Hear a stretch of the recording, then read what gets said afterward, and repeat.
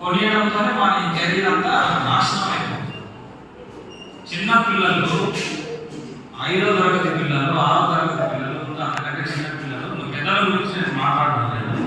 చిన్న పిల్లల cell phone బానిసలు అయిపోయినా చదువు రావడం లేదు, పరీక్షలన్నీ ఫెయిల్, స్కూల్కి పోవడం కష్టం ఉంది, స్కూళ్ళకి రావడం లేదు సరిగా. ఇంటికి పోయినప్పటి నుండి కూడా పబ్జి, ఈ ఫ్రీ ఫైర్ ఇవన్నీ ఆడుతుండగా ఏవేవో గేమ్స్ నాకే తెలియని గేమ్స్ ఆడుతున్నారు.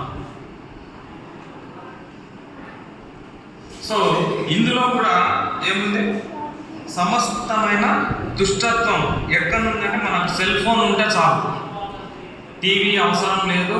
ఇంతకుముందు మన ఇంట్లో టీవీ ఉంటేనే చాలా అరే వాళ్ళ ఇంట్లో అంత పెద్ద టీవీ ఉందిరా, ఇది భక్తి కలిగిన కుటుంబం కాదు అని చెప్పేవారు. ఇప్పుడు టీవీ లేకపోయినా ఎవరి మొబైల్ వాళ్ళకు ఉంది. సమస్తమైన దుష్టత్వం అక్కడే ఉంటుంది.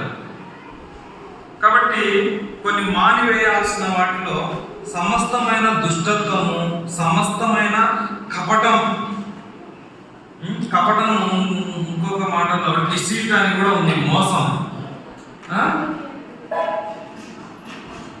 వేషధారణ, హిపోక్రసీ అని ఉంటుంది. మనము ఇక్కడైతే ప్రైజ్ ద లార్డ్ చెప్తాం, బయటికి పోతే చెప్పాం.